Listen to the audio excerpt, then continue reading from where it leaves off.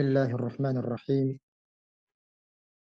الحمد لله رب العالمين، وصلى الله وسلم على نبينا محمد وعلى آله وصحبه ومن تبعهم بإحسان إلى يوم الدين. أما بعد. Allah subhanahu wa ta'alaga cheksiz maqtovlar bo'lsin. Jana payg'ambar sallallohu alayhi vasallamga, jana anın uy бүлөсүнө, jana sahabalarga, jana аларга тууралыкта ээрчиген адамдарга Алла субханаху ва тааланын мээрими, мактоосу, тынчтыгы болсун. Урматтуу мусулман бир туугандар, биз баарыбызга белгилүү болгондой өткөн сабагыбызда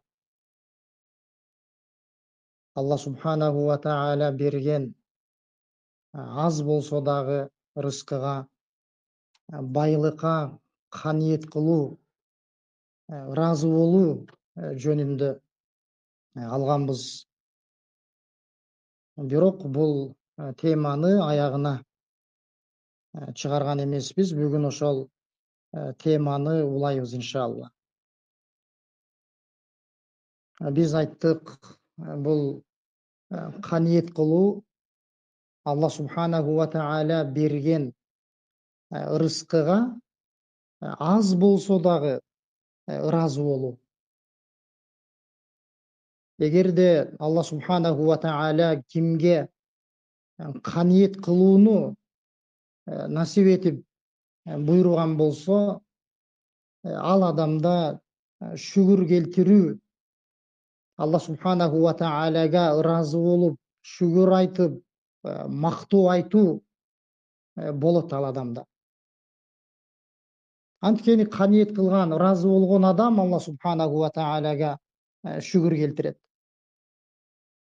Шүгүр келтиргенде биз өткөн сабагыбызда айткандай, Алла субханаху ва таалага кулчулук кылып, дене мүчөлөрү менен, жана ошондой эле жүрөгү менен шүгүр келтирип, бул рызкыларды мага Алла субханаху ва таала берди деп ишенип, жүрөгү менен ошол нерсеге ыраазы болуп, жана тили менен алхамдулиллах, Алла субханаху ва таалага мактоолор болсун деп айтуу. Мына ушул шүгүр болуп эсептелет. Демек бизди шүгүр кылууга алып бара турган нерсе бул каниет кылуу. عن محمد بن سيرين عن أبي هريرة رضي الله عنه قال: أبو هريرة رضي الله عنه aytат: إني لأخر فيما بين منبر رسول الله صلى الله عليه وسلم إلى حجرة عائشة رضي الله عنها مغشيا علي، فيجيء الجائي فيضع رجله على عنقي ويرى أني مجنون وما بي من جنون وما بي إلا الجوع. رواه البخاري. Peygamber sallallahu aleyhi ve sellem'din ардактуу сахабасы Абу Хурайра радıyallahu anhu айтып атат: Мен Peygamber sallallahu aleyhi ve sellem'din минбары менен Аиша радıyallahu anha жашаган бөлмөнүн ортосунда эсимди жоготуп, жерге жатып калчумун дейт. Эсимди жоготуп, жерге жатып калчумун. Ошондо мени жерде жатканымды көргөн адам келип, бутун мойнума коюп көрүп, ал мени жинди болуп ооруп калганго деп ойлойт эле дейт. Вама би мин жунун дейт. Мен жинди болуп ооруган эмес элем, менде жинди оорусу жок эле дейт. Вама би иллал жуу. Менин жерде жатып калганымдын себеби бул ачкалык эле дейт. Ач болгонумдан жерге ушинтип алым куруп Ач болгонумдан жерге жатып калат элем дейт. Ошондо мени көргөн адам жинди болуп калган го деп ойлоп, бутун мойнума коюп көрөт эле дейт. Бирок менде жиндилик оорусу жок эле, мендеги себеп ал ачкалык эле деп айтып атат. Көрдүңүзбү, урматтуу мусулман бир тууган? Пайгамбар саллаллаху алейхи вассаламдын сахабалары мына ушундай оор күндөрдү баштарынан кечиришкен. Бирок алар ушундай оор күндөрдү көрүп жатышса дагы каниеттүүлүк кылышат эле. Ыраазы болуп ошол жашоолоруна, Аллах берген ырыскыга ыраазы болуп жашашат эле. Бул хадис имам Бухари рахимахуллахнын сахихинде келет. 732 номер. عن عائشة رضي الله عنها قالت: توفي رسول الله صلى الله عليه وسلم ودرعه مرهونة عند يهودي في 30 صاعا من شعير. متفق عليه. Aisha enemiz aytат, Пайгамбар саллаллаху алейхи вассалам бул дүйнөдөн кайтып кеткен учурда анын сооту согушта кие турган. Бир жөөттөрдөн болгон бир кишинин алдында күрөөгө коюлган эле дейт. Залогко коюлган дейт. Эмне үчүн? 30 саа арпа үчүн дейт. Пайгамбар саллаллаху алейхи вассалам үй бүлөсүнө азык болуш үчүн өмүрүнүн аягында үй бүлөсүнө азык болуш үчүн, ошолорго тамак болуш үчүн ошол бир жөөт еврейден 30 саа өлчөмүндө. Мындайча айтканда, бир саа 2,5 килограммдын айланасында болот. 30га көбөйтө турган болсок, бир 75 килограммдын айланасындагы арпа. Ушул арпаны алып үй бүлөсүн багуу үчүн, аларга азык болуш үчүн өзүнүн соотун ошол еврейдин алдына залогко койгон. Мынакей Пайгамбар саллаллаху алейхи вассаламдын каниети. Хадис муттафакун алейх. Бухариде 2961 номер, Муслимде 1603 номер. Алымдар айтат, мынакей ушунчалык аз эле арпа. Ошол үй бүлөсүнө тамак болуш үчүн Пайгамбар саллаллаху алейхи вассалам өзүнүн куралын, өзүнүн соотун күрөөгө коюп атат. Пайгамбар саллаллаху алейхи вассалам алымдар айтып аткандай, бир мөмө жемиш жеш үчүн же бир баалуу бир нерселерди жеш үчүн койгон жок дейт. Кымбат баалуу бир кийимдерди сатып алыш үчүн өзүнө же үй бүлөсүнө, андай мындай максаттар үчүн койгон жок дейт. Ва иннама фи кут. Азык. Аларга азык болуш үчүн, алардын жашоосу уланыш үчүн ошентип өзүнүн соотун күрөөгө койду деп атат. Бул нерсе менен Аллах субханаху ва тааля бизге бул дүйнөнүн акыйкатын билдирүүнү каалады дейт алымдар. Эгерде бул дүйнөдөгү байлыктын Аллах субханаху ва таалянын ордунда бир баасы болгондо, орду болгондо, анда Пайгамбар саллаллаху алейхи вассаламга бермек дешет. Демек берген жок. Бул дүйнөнүн Аллах субханаху ва таалянын алдында эч кандай кадыры, баркы жок. Ибн Хаджар рахимахулла айткандай, бул еврейдин аты Абу Шахм деп келет. Куньясы ысым катарында болгон деп. Шафии рахимахулла жана Аль-Байхақи рахимахуллалар Джафар ибн Мухаммад анын атасынан бул киши риваят кылганына ылайык. Ушул жол менен келген деп. Ошол еврейдин аты ким болгон деп атат? Абу Шахм.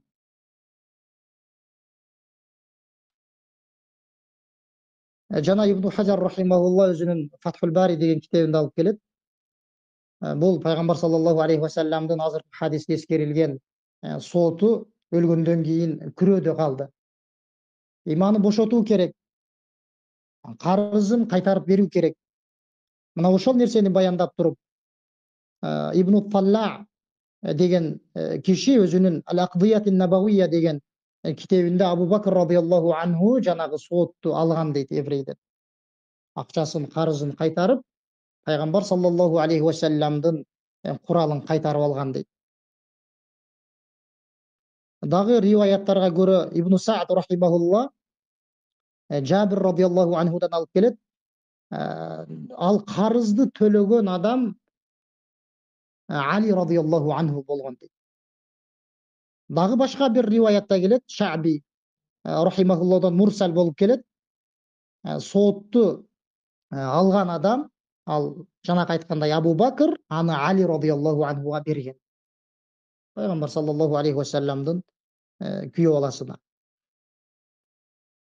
Бул хадистен алынган маселелердин бирин баяндап, Ан-Навави рахимахулла өзүнүн Ал-Минхаж Сахih Муслимге берген шархында айтып атат.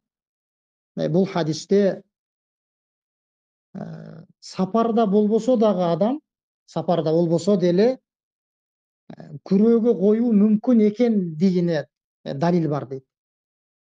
Күрөөгө залогко коюп, бир нерсесин алуу, бир нерсесин залогко коюп, карыз алса болот экендигине далил бар дейт. Сапарда болбосо деле. Бул имам Шафии, Абу Ханифа рахимахулла жана имам Малик, имам Ахмад бүт жалпы алымдардын мазхабы. Бирок Мужахид деген алым жана Абдаххак булар сапарда болгондо гана залогко коюп акча карызга бирдемени карызга алса болот деп айтышкан дейт. Бул негизинде алсыз сөз, анткени азыркы хадис ачык айкын далил.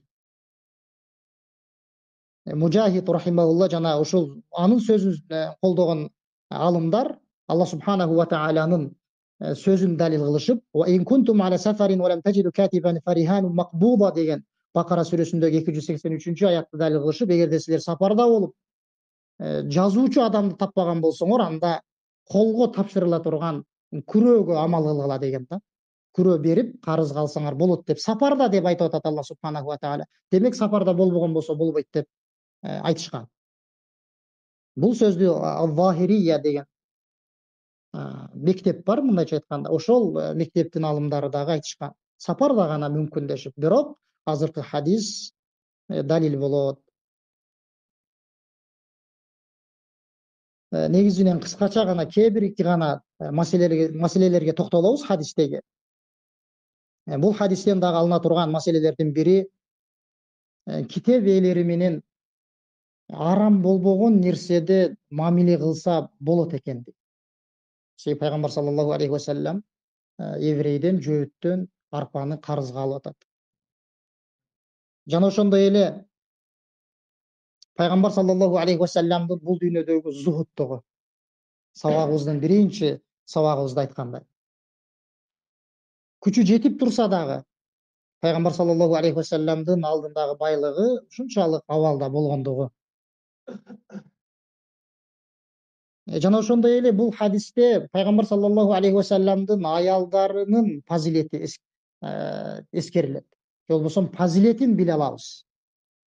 Кандайча? Анткени Пайгамбар саллаллаху алейхи вассаламдын аялдары ушул жашоону көрүп жашашты. Алар сабыр кылышты. Бүгүнкү күндөгү кээ бир муслима аялдардын адатында эмес. Алар Пайгамбар саллаллаху алейхи вассалам менен ушундай азыркы хадисте эскерилгендей абалда жашашты, сабыр кылышты.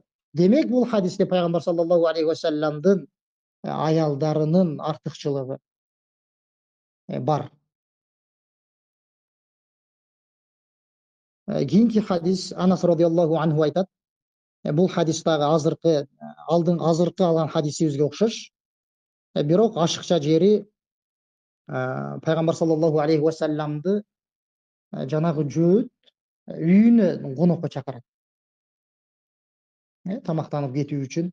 Эмне нерсеге чакырды десе, арпадан жасалган un жана жыты өзгөрүп калган, көп туруп калган майга дейт.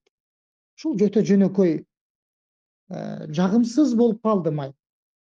Жана арпадан жасалган нанды даярдап конокко чакырган. Анан пайгамбар саллаллаху алейхи вассалам барган конокуна. Ошондо Анас радиаллаху анху пайгамбар саллаллаху алейхи вассаламдан укканмын дейт. Hadis Bukhari'de gelet. Ma asbaha li ali Muhammedin sa'un ve la amsa ve innahum la tis'atu abiyat. Пайгамбарыбыздын 9 үй бүлөсү. Мындайча айтканда 9 үйү болгон дейт. Ар бир үйүндө өзүнүн үй бүлөлөрү. Эми пайгамбарыбыздын ошол үйлөрүндө эрте менен де жана кечинде ошол жанакы 3 килограммдай арпа дагы табылбай калган дейт.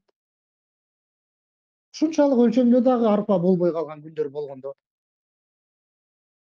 Hadis Bukhari'de келет. 2069 номер. Мынакей пайгамбар саллаллаху алейхи вассаламдын каниеттүүлүгү.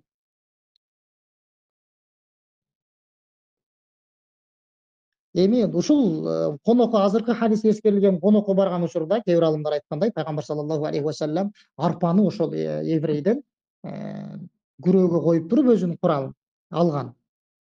Ушул жерден Ибн Хаджар рахимахулла айтып атат, эмне үчүн пайгамбар саллаллаху алейхи вассалам өзүнүн сахабаларынан алган жок дейт. Карыз алып турса, сахабалар болгон, колунда бар сахабалар болгон.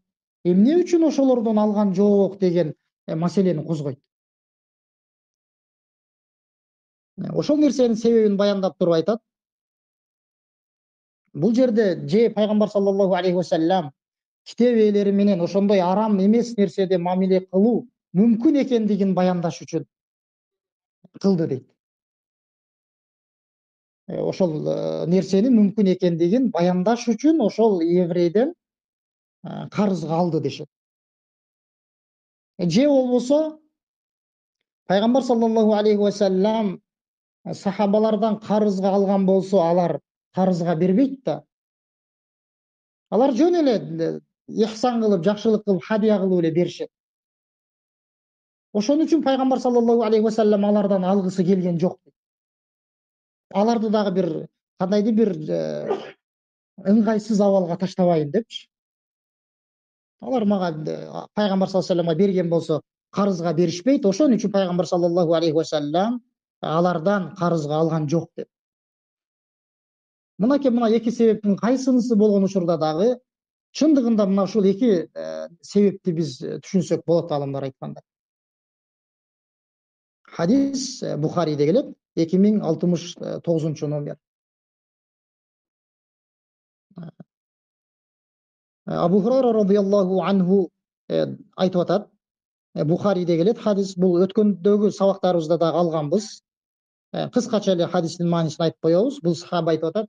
Пайгамбар саллаллаху алейхи вассаламдын мечитинин бир шетинде жайгашып жашаган Суффа элинин мен 70ке жакынын көргөмүн дейт. 70'in көргөмүн, алардын бардыгынын же үстүндөгү кийими бар болчу, же астында эле кийимдери бар болчу деп айтат. Толук кийими жок болгон депчи. Жада калса кээ бирөөлөр аврат ачылып калбаш үчүн кийимин бир четинен колу менен кармап алчу деп. Себеби кийими кенен эмес. Кичинекей бир ошондой бир изарды же болбосо материалды оронуп алышат. Ушул аврат ачылып калбаш үчүн колдору менен кармап алат эле деп ошол нерсени айтып атат. Бул хадисти өткөндөгү сабактарыбызда да алганбыз. Бухариде келет. Ибн Умар радıyallahu anhuma айтат, хадис имам Муслим рахимахуллахнын сахихинде келет. Бул сахаба айтат: "Кунна жулусан ма Расулилlah sallallahu aleyhi ve sellem iz jaa rajulun min al-ansar fasallam aleyhi thumma adbara al-ansari faqala Rasulullah sallallahu aleyhi ve sellem Ya ahal ansar keyfe ahi Sa'd ibn Ubada." Ibn Umar айтат, biz Peygamber sallallahu aleyhi ve sellem менен чогуу олтурган элек, ансарлардан болгон бир киши келди да салам берди дейт. Салам берип, ошол адам кайра артынан кайтып кетип атканда пайгамбар саллаллаху алейхи вассалам ошол кишиден эй ансарлардан болгон бир тууганым Саад ибн Убада акыбалы кандай деп сурайт. Себеби бир ал дагы ансарлардан ошонун акыбалын сурайт ошол сахаба.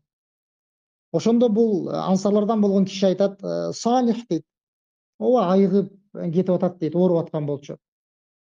Айыгып жакшы болуп кетип атат деп айтат. Ошондо пайгамбар саллаллаху алейхи вассалам сахабаларына айтат, "Ман яудуху минкум" дейт. Кимиңер ошол Саад ибн Убаданы зыярат кылганы барат дейт.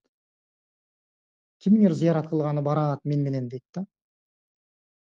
Ошондо бул сахаба айтып атат, биз дагы баарыбыз пайгамбарыбыз менен чогуу биргеликте бардык дейт. Ондон ашуун адам элек дейт. Эми айтып атат, караңыз, өздөрүнүн жашоосунун абалын баяндап айтып атат, бизде бут кийимдерибиз дагы болгон эмес дейт. Жана мастыгыбыз дагы болгон эмес дейт. Жана биздин башыбызга кийген баш кийимибиз дагы болгон эмес. Жана көйнөктөрүбүз дагы болбой ушунчалык бир жупун абалдабыз деп атат да. Биз ушундай абалда туздуу жердин үстүндө жылаң аяк бардык деп атат да. Зыярат кылганычы. Элестетип көрөлү. Ушунчалык абалда дагы өзүнүн бир тууганын зыярат кылганы кетип атышат. Пайгамбар саллаллаху алейхи вассалам айтып атат. Ким силерден кимиңер мени менен зыярат кылганы барат деп.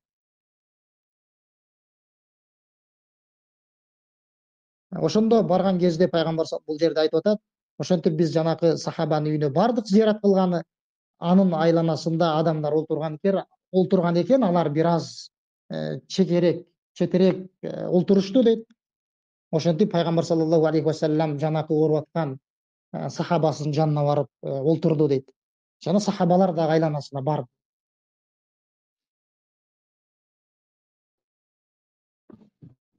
Ал-Кади Ияд рахимахулла ушул хадистин шархында айтып атат, бул жерде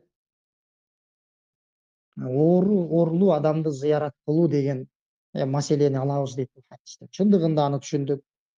Жана ошондой эле мынакей мусулман адам өзүнүн мусулман бир туугандарынын акыбалын сурап туруу керек экендигин, акыбалын сурап туруу керек экендиги жөнүндөгү маселени дагы алабыз бул хадистен дейт.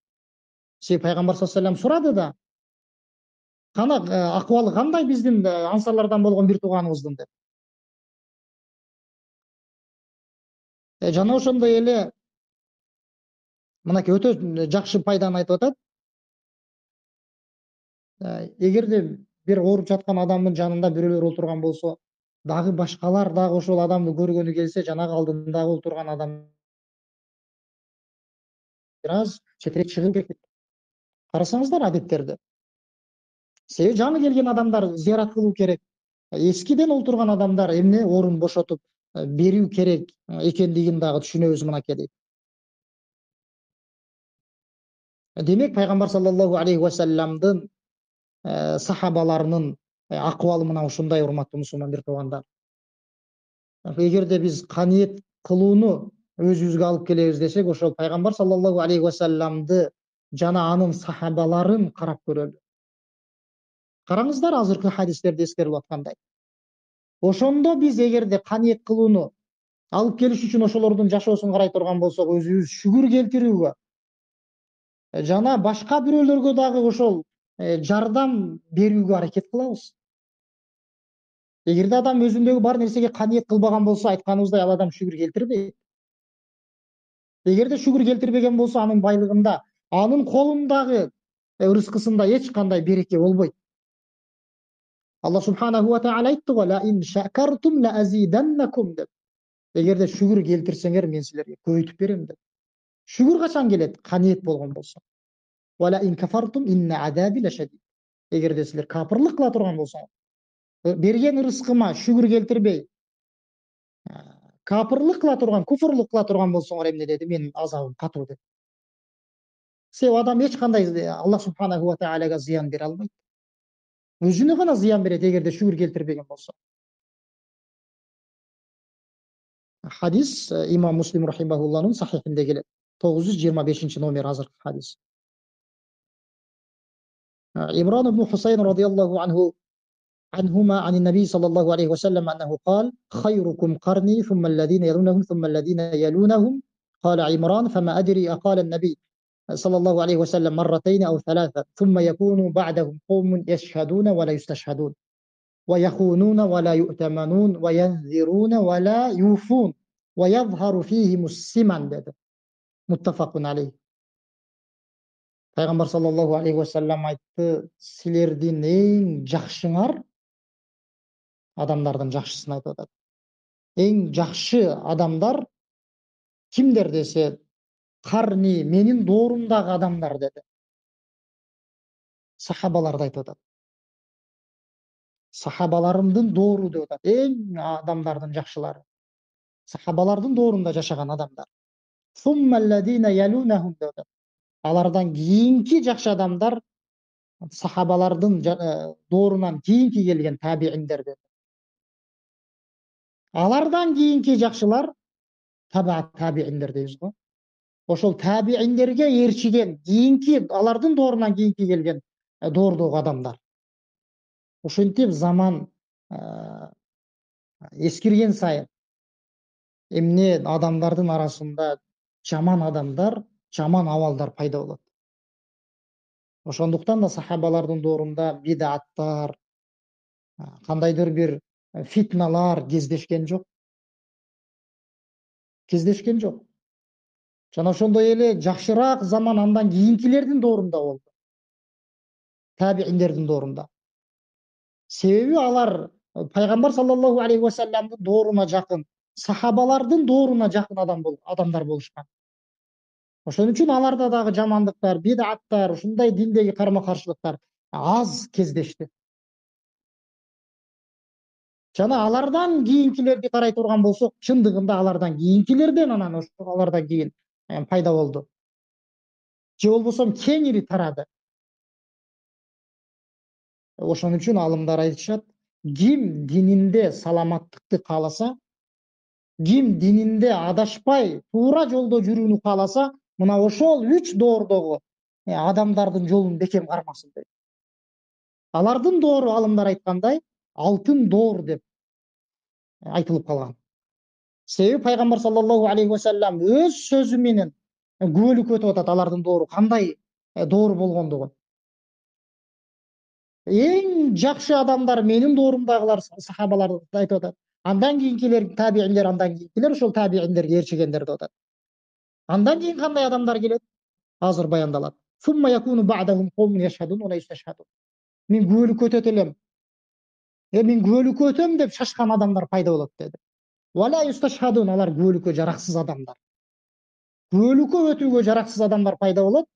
Аларды эч ким күбөлүккө өт деп дагы талап кылбай турган ушундай бир жаман абалдагы адамдар болот. Бирок өздөрү аракет кылат, мен күбөлүккө өтөм деп. Бирок күбөлүккө жараксыз болгон адамдар. Күбөлүккө өтүүгө. Жаналарга дагы кимдер? Ваяхунуна ва ла ю'таманун. Жана кыянатчыл адамдар келет деп атат ошол 3 доордон кийин. Ва ла ю'таманун, аманатка бекем турбаган, кыянат кыла турган адамдар келет. Жана назыр кылып, кандайдыр бир ибадатты өзүнө милдет кылып алган болсо, ал ибадатта дагы аткарбаган адамдар пайда болот деди. Ва явхару фихи муссиман деди. Аларда жанагы көп тамактанып жүргөндүктөрү себептүү ушундай эт байлап семиздик пайда болот деди. Ал адамдарда.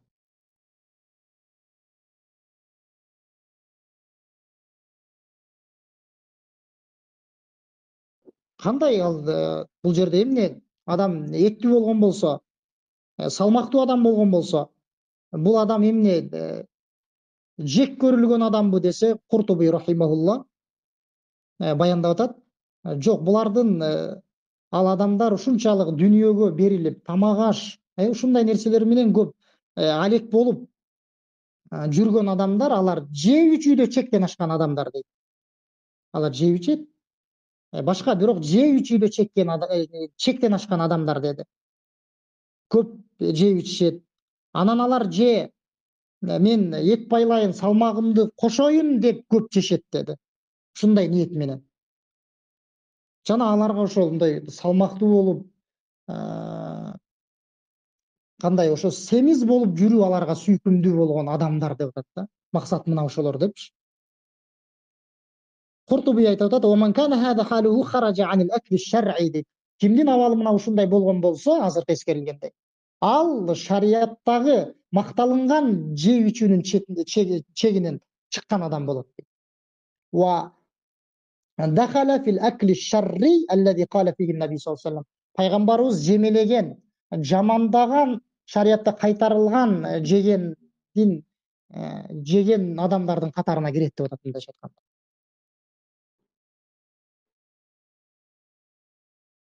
Демек, хадистин мааниси, урматтуу мусулмандар туугандар, мынакей пайгамбар саллаллаху алейхи ва саллям дүйнөгө ушунчалык өзүнүн жашоосун ушундай бир жеп ичүү менен гана өткөрүп, ушундай бир абалдарды издеген адамдардын абалы жаман экендигин баяндап атат. Хадис муттафакун алейх болгон хадис. Бухариде, Муслимде келет. Абу Умама радиаллаху анхудан келет, пайгамбар саллаллаху алейхи ва саллям айтат: "Я ябна Адам, иннака ин табзулал фадла хайрун лак" деди. О адам баласы, эгерде сен ашыкча бир нерсең болсо, ошону берип сарптооң сен үчүн жакшы деди. Эгер сарптаган болсоң.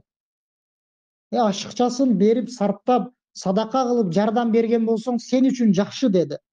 Ва ан тумсикаху шаррун лак деди. Ал ашыкчасын дагы бербей кармап олтура бергениң сен өзүң үчүн зыян деди. Жаман деди. Вала туламу аля кафаф деди. Сен өзүңдүн жашооңду өткөрүү үчүн, курсагыңды тойгузуу үчүн кармап турган нерсеңе жемеленбейсиң деди. Бул нерседе эч нерсе болбойт деди. Бул нерседе эч нерсе жок деди. Адам эгерде муктаждыгы бар болгон нерсесин кармап турган болсо, сен бул нерсеге жемеленбейсиң деди пайгамбар саллаллаху алейхи ва саллям. Вабда биман таул деди. Эгерде сен нафака кыла турган болсоң, өз кепилдигиңе алып берип сарптай турган болсоң, сага багууң милдет болгон адамдардан башта деди. Вабда биман таул вал ядул улия хайрун минал яди суфла деди. Жогорку кол төмөнкү колдон жакшыраак деди. Башкача айтканда, берген кол алган, сураган колдон жакшыраак. Мынакей пайгамбар саллаллаху алейхи ва салламдын хадиси каниет туурасында. Хадис имам Муслим рахимахуллахын сахихинде келет. 136 номер. Эмне деп атат? Сен ашыкчасын кармабай сарпта, бер, нафака кыл. Нафака кылганыңда дагы сен сага милдет болгон адамдардан башта деп атат. Ким алар? Баарыбызга белгилүү, бала чакадан, аялдан, ата эне, ушинтип. Андан кийин эмне деп атат? Берген кол алган колдон жакшы деп атат.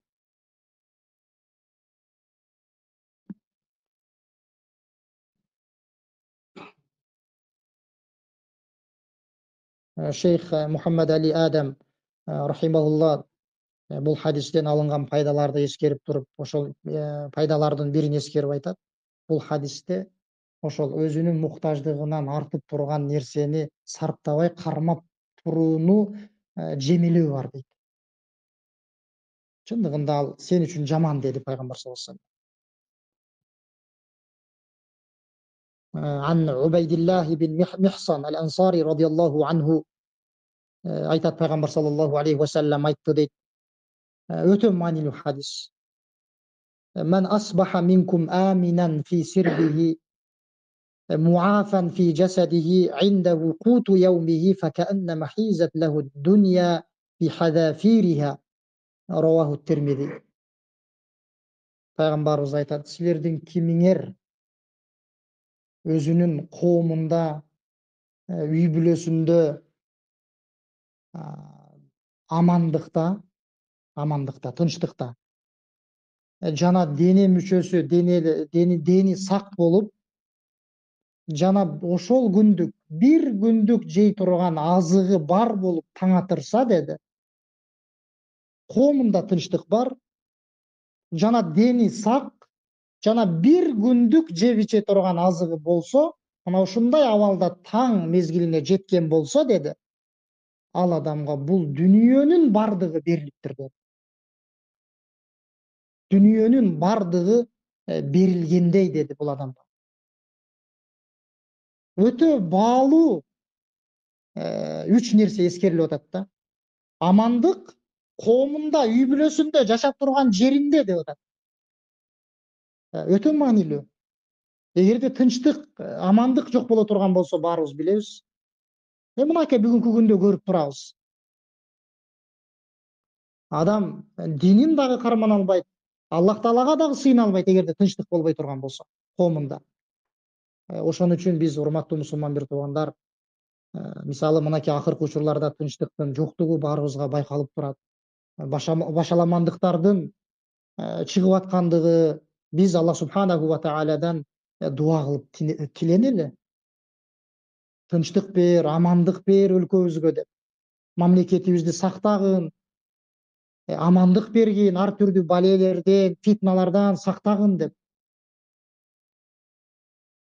Жана ошондой эле пайгамбар саллаллаху алейхи ва саллям дени сак болсо деди. Ден соолук, баарыбыз билебиз, эң биринчи байлык бул ден соолук деп айтабыз. Ден соолук, эгерде тынчтык болуп туруп ден соолук болбой турган болсо, анда дагы адам рахатта жашай албайт. Жана ошондой эле бир күндүк жей турган тамагы болсо деди пайгамбар саллаллаху алейхи ва саллям. Хадис имам Термизи рахимахулланын сунанында келет. 2346 номер. Хадис хасан хадис. Жакшы хадис, башкача айтканда, амал кылууга жарактуу болгон хадис. Хасан экендигин бир нече алымдар айткан. Ошол алымдардын бири Насруддин Аль-Албани рахимахулла. Андан кийинки хадисте пайгамбар саллаллаху алейхи ва саллям дагы айтып атат: "Кад афлаха ман аслама ва кана ризкуху кафафан ва каннa'аху Аллаху бима атаху." Раваху Муслим.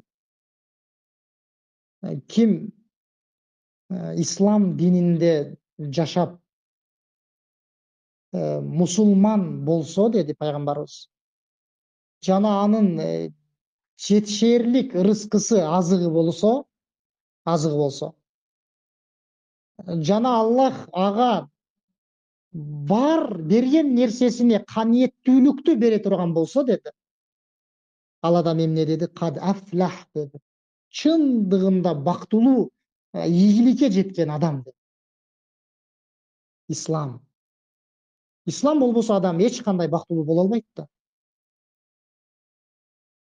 Алымдар айткандай, фа ни'матул ислам хия а'замун ни'ам. Ислам нематы бул нематтардын, жакшылыктардын эң абзели.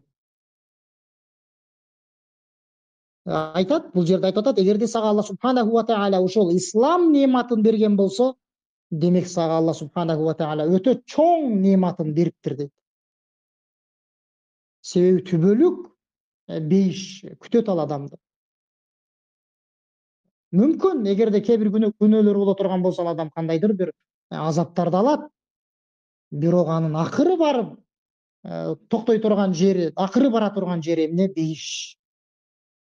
Ошон үчүн ислам бул дин эмне бизди сөзсүз түрдө Аллах субханаху ва тааланын каалоосу менен түбөлүктүү бейишке алып барат.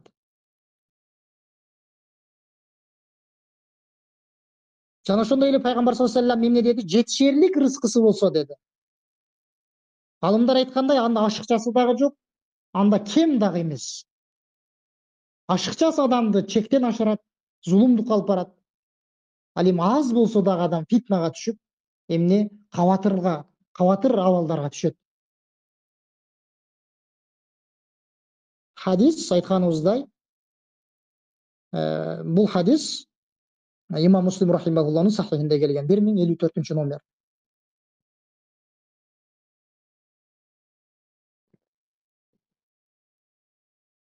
Андан кийинки hadis дагы азыркы hadистин маанисиндей. Ал hadisке токтолбой эле кийинки hadisке өтөбүз.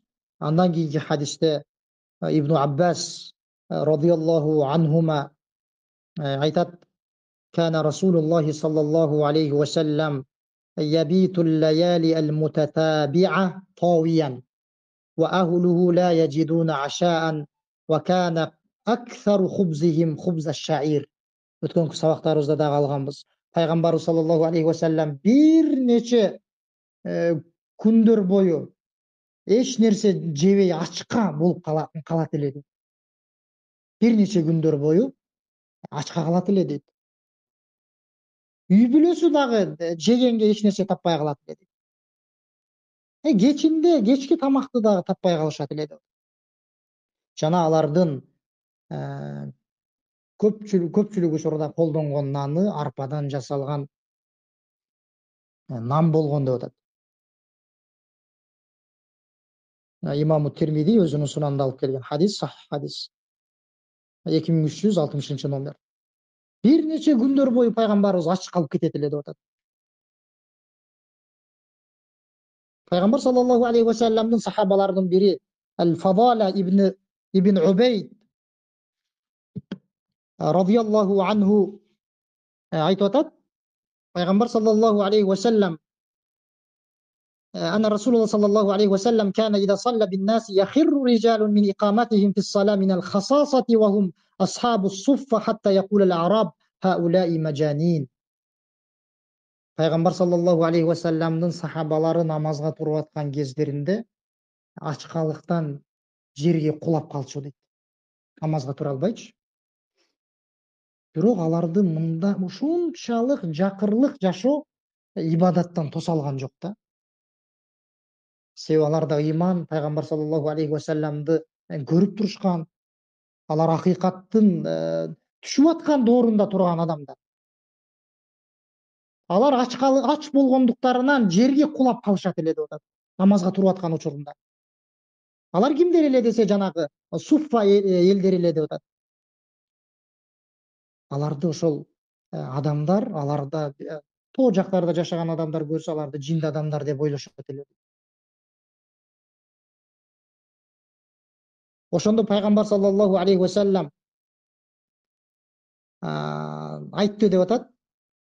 Эгерде лау та'ламуна ма лакум индаллах ла ахбабтум ан таздаду фaqatan ва хажатан деди.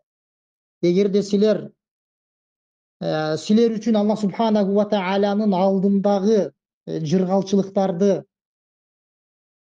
соопторду билгениңерде дейт, силер дагы мен жакыр болсом, мен дагы мындан дагы жакыр болсом деп мына ушул нерсени самап калат элеңер. Эгерде Аллахтын алдындагы жакшы жашоону, силерди күтүп турган сооптор жыргалчылыктарды билгениңер, силер пайгамбар саллаллаху алейхи ва салламга билди да бул нерселер. Аллах субханаху ва таала тарабынан. Эгерде силер ушул Аллахтын алдындагы силерге боло турган, бериле турган соопторду билгениңерде, эмне деп атат, силер дагы мен жакыр болсом, мен мындан дагы жакырлык абалга түшсөм деп мына ушул нерсени каалап калат элеңер деп атат. Демек, урматтуу мусулман бир туугандар, эгерде Аллах субханаху ва таала бизге кандайдыр бир ырыскыбызда ушундай бир жаман абалды берип турган болсо, Аллах субханаху ва таалага каниет кылып шүгүр кылышыбыз керек. Өткөндө дагы айттык го, эгерде биздин акыбалдарды салыштырып көрө турган болсок, биздин абалдар канча эсе жогору деп. Биздеги ошон үчүн талап кылына турган нерсе эмне болуп турат азыр? Шүгүр келтирүү, ошол жакшылыктарды Аллахтан деп билип, Аллах Таалага кулчулук кылуу, ошол нерселерди адал жолго жумшоо. Мынакей пайгамбар саллаллаху алейхи ва салламдын сахабаларынын абалы. Hadis Tirmidinin sunanında gelir. Hadis sahih hadis. 2368 номер. Andan keyingi hadiste bu hadis Ali Miqdam ibn Ma'd Yakrib radıyallahu anhudan gelip bu sahaba aytып атат, мен пайгамбар sallallahu aleyhi ve sellem'den uqtum deyт. Ma mala'a adami vi'aan şarran min batnihi dedi. Адам баласы толтурган нерселердин эң жаманы курсагы dedi. Курсагы. Bihasbi İbni Adem ukulatun yuqimna sulbahu dedi. Адам баласына өзүнүн денесин мындай тик тура турган, абалга жеткирип тура турган тамак аш, азык эле жетиштүү dedi. Ушул болсо жетет dedi. Адам өзү басып тура ала турган деңгээлдей болсо болот dedi. Биздеги абал баарыбызга белгилүү да, мисалы. Айтпасак делечи. Биз баарыбызга белгилүү тамакты жегенден баса албай калган учурларыбыз да. Бул жерде пайгамбар саллаллаху алейхи ва саллям айтып атат, жеп тура турган деңгээлде жесе жетет деп атат. Адам баласы толтурган нерселердин эң жаманы эгерде курсагын толтуруп алган болсо деп атат. Андан кийин айтып атат, fa in kana la mahala эгерде көбүрөөк жей турган болсо, жеш керек боло турган болсо деп атат. فثلث لطعامه وثلث لشرابه وثلث لنفسه dedi. Эгер дагы жей турган, жеш керек боло турган болсо dedi, анда ашказанынын 3/1 бөлүгүн тамакка жана 3/1 бөлүгүн сууга, 3-чү бөлүгүн дем алууга калтырсын dedi. Эгерде ушунчалык эле жеш керек болсо, мына ушундай кылсын dedi. Анткени адам көп жегенде баарыбызга белгилүү, адамда жалкоолук пайда болот. Ал адам ибадатка тура албайт. Ошондой эле эгерде ачка болгон болсо. Ошон үчүн пайгамбар саллаллаху алейхи ва саллям бул жерде айтып атат, эмне 3 бөлүккө бөлсүн. Эгерде ушунчалык эле дагы адам каалап турган болсо жегенди деп атат. Hadis İmam Tirmizi rahimahulloh'un sunanında gelir. Sahih hadis 2380 номер.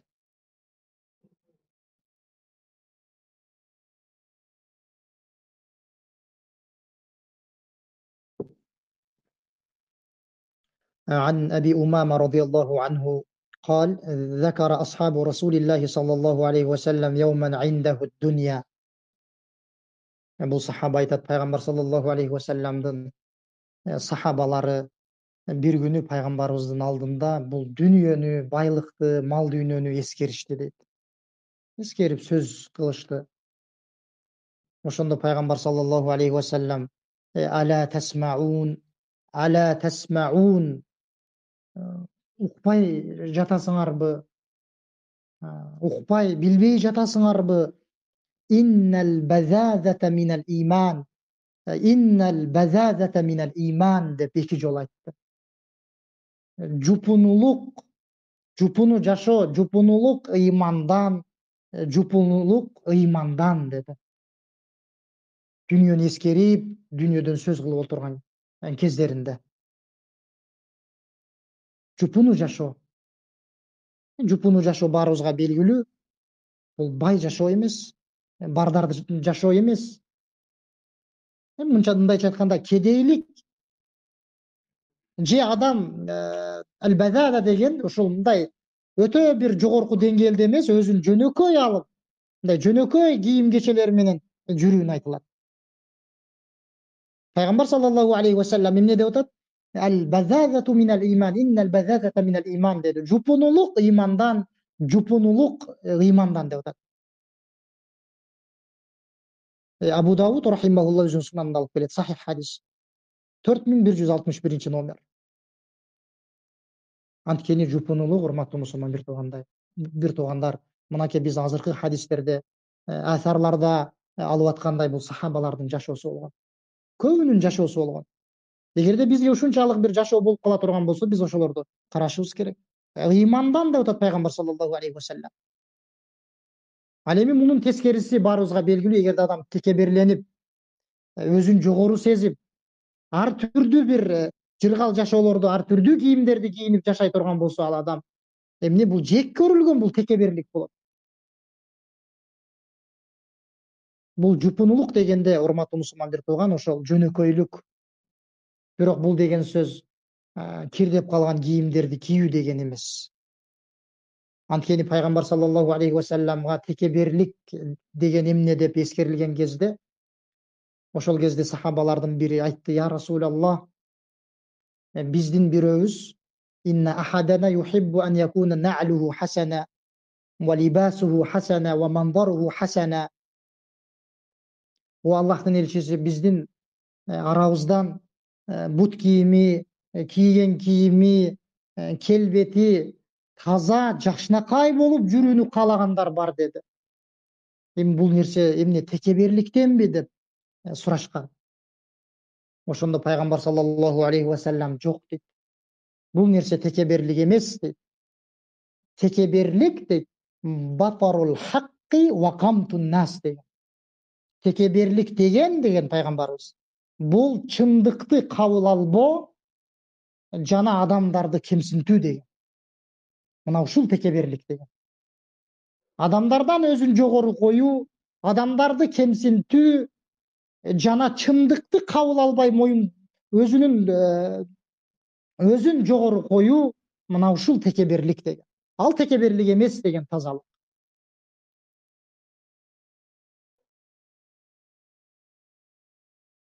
Азыркы хадис ошол Абу Даудта келет. Андан кийинки хадис, урматтуу мусулман бир туугандар, Жабир радыйаллаху анхудан келет. Өтө бир таасирлүү хадис.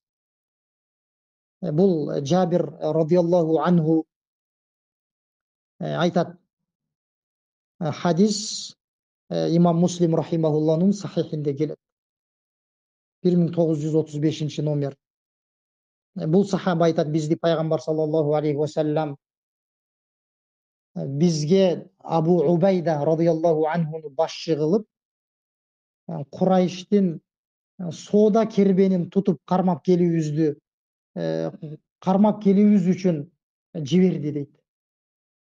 Абу Убайда деген сахабанын башчылыгында. Ошондо бул сахаба айтат, биз ошол сапарга аттанып аткан учурубузда биз сапарда колдонуш үчүн, жеп азыктаныш үчүн салып дайындаган нерсебиз курма гана болгон дейт. Финик, курма гана болгон дейт. Лам яжид лана гайраху дейт. Биз андан башка азык таба алган эмеспиз дейт. Таба алышкан жок. Биздин ошол сапарга аттанып атканыбыздагы алган азыгыбыз эмне деп атат? Курма гана болгон дейт. Факана Абу Убайда ю'тина тамрatan тамра. Бизге Абу Убайда башчыбыз, амирибиз сапарда ошол алып алган курмалардан ар күнү бир даанадан гана берет эле дейт. Бир эле даанадан берет эле дейт. Ошондо кайфа кунтум таснаун биха, бул бир даана курма менен силердин акыбалыңар кандай болот эле, эмне кылат элеңер деп айтылды дейт. Намассуха кама ямассу саби thumma nasrabu alayha min al-ma' fatakfina yawmana ila al-layl. Биз бир курманы деди, сүт эмген наристе, сүт эмгендей ошону биз оозубузга салып жүрчүбүз дейт. Курманы жегенден кийин данегин оозубузга салып алып жүрчүбүз дейт. Кийин суу ичип алат элек дейт. Ошол бир даана курма бизге ошол күнү кеч киргенге чейин жетет эле дейт. Ошол менен гана чектелип жүрдүк деп атат да. Андан кийин эмне кылат элек десе, ва кунна надрибу би'исiyina al-khabat деди. Summa nabulluhu bil ma fa na'kuluhu деди. Кийин биз дагы курсагыбыз ачып, ач болуп кете турган болсок, биз колубуздагы таягыбыз менен дарактын жалбырагын күүп түшүрөт элек дейт. Төөлөр жей турган дарактын жалбырагын күүп таягыбыз менен түшүрөт элек дагы, кийин аны сууга жумшартып алып, сууну кошуп алып жейт элек. Сууну кошуп алып жечүбүз деп атат да. Карап коюңуз. Аллахтын жолунда чыгып кетип атышып, ошончолук кыйынчылык туудурган сапардагы жүргөн абалдарын карасаңыз.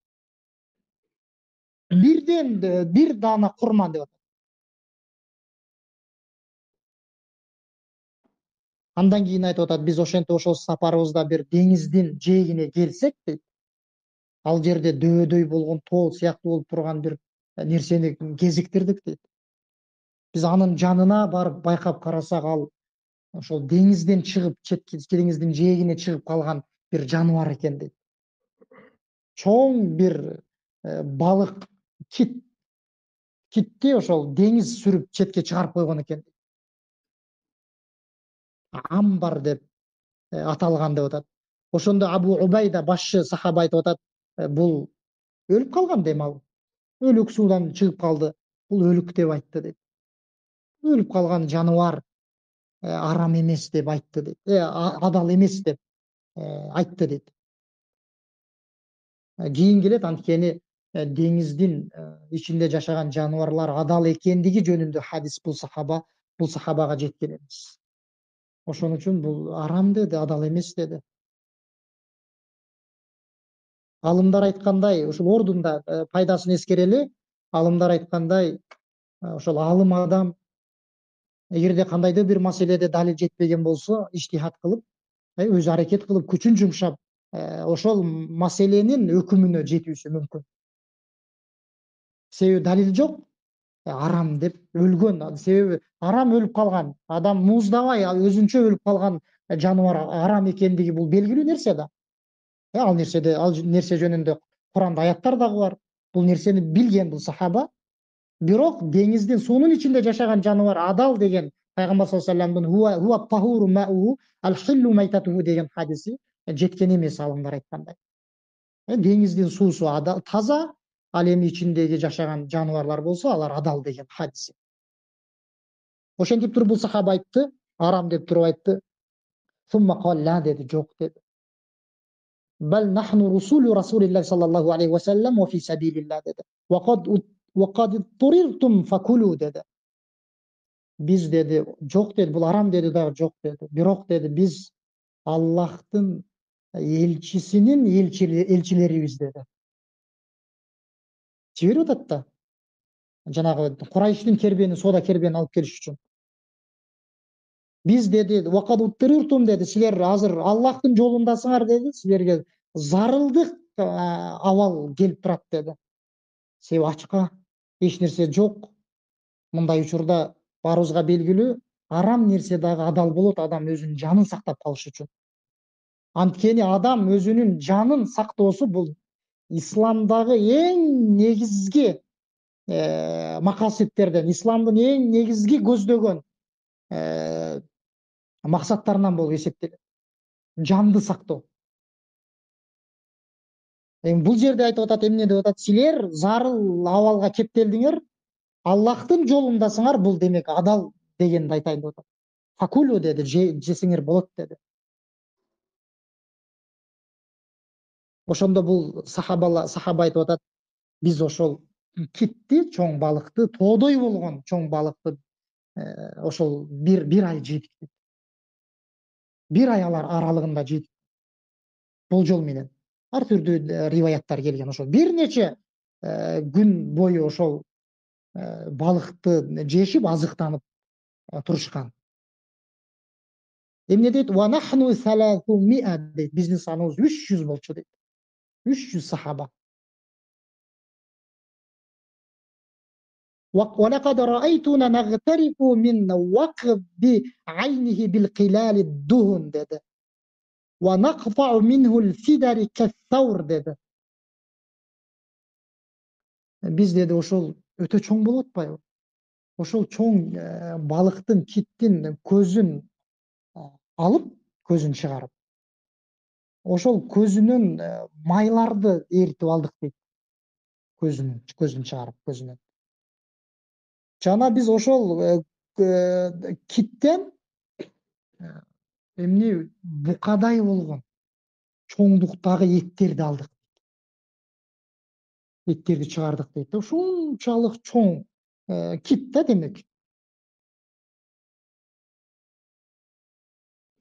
Алымдар айтат, бул жерде кандай, бул бир ай бою ушундай ысык убакыт болсо дейт, эмне ал айныбай сасып бузулуп кетпей турдубу дейт. Кандай бул дейт. Алымдар айтат. Айтса, алымдар айтат, жок дейт. Бул жерде же күн өтө суук болгон дейт. Өтө суук болгондо ал айныган эмес дейт. Же болбосо алар ошол эттерди күнгө жайып кургатып, сактап ушундай кылып жешти. Бирок айтышы мүмкүн да, кандай бул бир ай бою балык эмне сасып кетпейби деп, бир саатта сасыйт эмеспи депчи. Айрыкча ал өлкөлөр ысык өлкөлөр болгон болсо да. Жобу азыркы эскергенибиздей. Анан дагы Абу Убайда, бул жердеги сахаба айтып атат. Абу Убайда бул аскердин башчысы, бул сахаба жанакы көзүн чыгарды да. Көзүн чыгаргандан кийин көзүнүн четиндеги турган балыктын эмнеси десек, ошол көзүнүн эки чети, сөөгү ошол нерсе турат. Бизден 13 кишини чыгарды дейт. 13 адамды биздин аскерден бөлүп чыгарды дагы. Жанакы көздүн чыгардык деп атпайбы, майларын чыгарып алдык дейт. Жанакы ошол чыгарылган көзүнүн ичине олтургузду дейт 13 адамды. Көрдүңүздөрбү? Анан дейт ошол балыктын бир сөөгүн, сөөк болот эмеспи, ошончолук чоң китте болот. Эми ошол бир кабырга сыяктуу сөөгүн алып туруп, кийин аны тургузду дейт жерге тикелеп.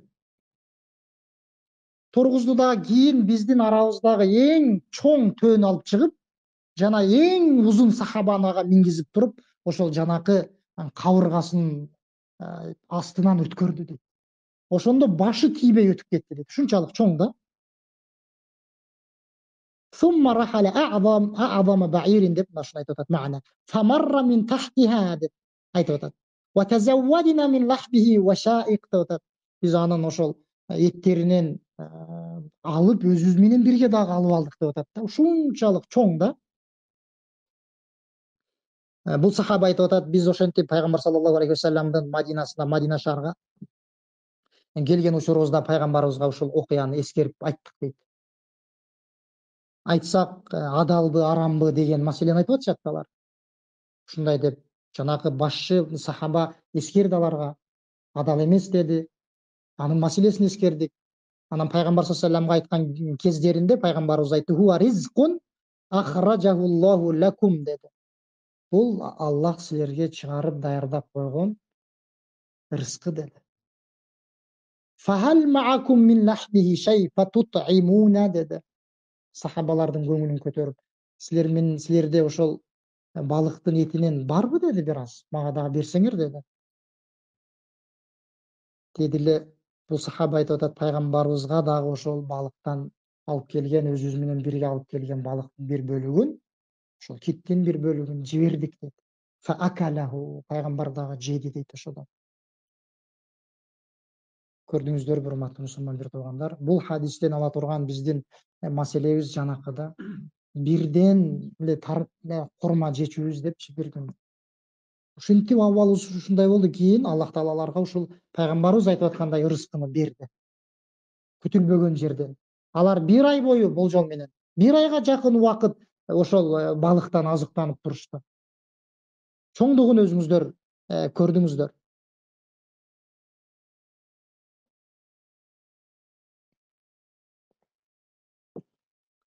Негизи дагы бир хадис бар, бирок ал дагы ушул сыяктуу узун хадис, азыркы биздин темабыздын акыркы хадиси. Ал хадисте дагы бир нече пайдалар бар. Ибн Хаджар рахимахулла азыркы биз эскерген хадистин маанисинде айтып атат, жанакы сахабаны, жана узун сахаба дебедиби, төөнү чоң төөгө узун, эң узун болгон сахабаны алып чыгып мингизди депчи. Ошол узун сахабанын аты ким экендиги жөнүндө мен билбедим дейт. Бирок бул сахаба болушу мүмкүн дейт. Анткени ушул согуш, ошол азыркы окуяда анын ысымы эскерилген дейт. Анан дейт бул сахаба ошол бою узун болгон сахаба болгон. Ушул сахаба болуш керек деп ойлойм дейт. Бул хадистен алына турган кээ бирки маселелерге кыскача токтоло турган болсок, бул жерде ошол деңиздин ичиндеги, суунун ичиндеги жаныбарлардын адал экендиги. Бирок түздөн түз түшүнбөйбүз. Жанакы эскергенибиздей түшүнөбүз. Пайгамбар саллаллаху алейхи вассалам деңиздин ичинде жашаган жаныбарлар адал деген. Арам өлүп калса дагы да адал. Жана ошондой эле аннал жуюша ла будда лаха мин амир деди. Шейх Мухаммад Али Адам деген мухаддис алымдардан бул жакынкы жылдарда кайтыш болгон. Ошол пайдалардын дагы бирин эскерип айтып атат. Аскер, жамаат сөзсүз амир шайлап алыш керек дейт, эгерде сапарга чыга турган болсо. Ошонун буйругуна баш ие турган, кайтарганынан тыйыла турган дейт. Анан дейт амир алардын эң абзели болгону жакшы дейт. Эң абзели, жакшысы болуш керек дейт. Же ошолордун жакшыраагынан болуш керек дейт арасындагычы. Анткени пайгамбар саллаллаху алейхи вассалам Байхақи рахимахулла өзүнүн Сунан Кубра деген китебинде Абу Хурайра радиаллаху анхудан алып келген хадис бар. Иза кана талата фи сафарин фальюаммиру ахадахум деген. Эгерде сапарда 3 адам чыга турган болсо сапарга, ошол 3 адам өздөрүнүн бирөөсүн башчы кылып дайындап алсын деген. Дагы маселелерден пайгамбар саллаллаху алейхи вассаламдын сахабаларынын бул дүйнөдөгү зухуттугу дейт. Көрдүк аны. Жана ошондой эле машруиятул муаса байнал жайш дейт. Эгерде бир жамаат боло турган болсо, топ бир аскер боло турган болсо дейт, алардын арасында мамилени башчадан тегиз кылуу керек баарына дейт. Бирин жогору көрүп, бирин ылдый көрүп, мындай мамиле кылбаш керек дейт. Анткени айтты го, ар бирибизге бир данадан гана берди деди го. Арасынан бирөөсүнө, экөөнү, үчөөнү берип койгон жок. Дагы айтат, тамакта чогулуп биргеликте тамактануу, тамак жегенде бул ошол тамакта береке болуусуна себеп болот дейт. Жана ошондой эле айтып атат, жанакы биз айткан маселени далил жок болгон болсо ал адам иштихат кылып, аракет кылып, ошол өкүмгө жетүүсү мүмкүн экендиги.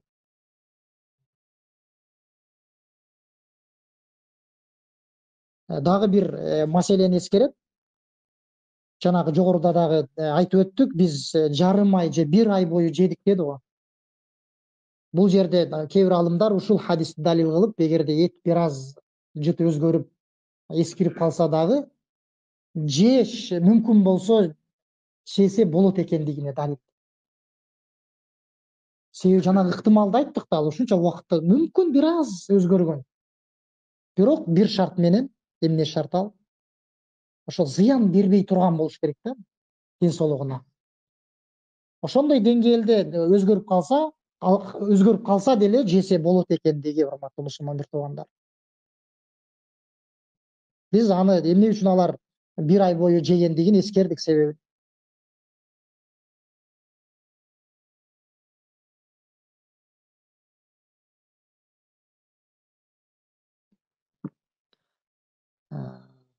Өзүр жок, бир хадис эмес, бизде кийинки сабакка бир 2-3 хадистей бар экен. Ушул жерде токтойлу.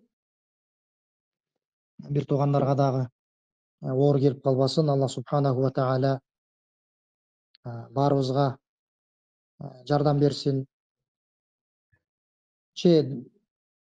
Сабырыңыздар чыдайбы? Бизден бир 20 мүнөттөн ашык убакыт алышы мүмкүн болчу. Мейли, ошол 3 хадисти кыскача кылып алганга аракет кылалыбы же? Же анда кийинки бул көбүрөөк пайдалар бар бул хадистерде, кийинки хадиске калтыралы иншалла. Алла субханаху ва тааля баарыбызга дининдеги туура түшүнүктү берген болсун. Жана ошол туура түшүнүккө, акыйкатка ээрчий турган инсандардан кылсын. Жана Алла субханаху ва тааля бизге жалган нерсени ачык көрсөтүп, ошол нерседен четтенүүгө жардам берген болсун.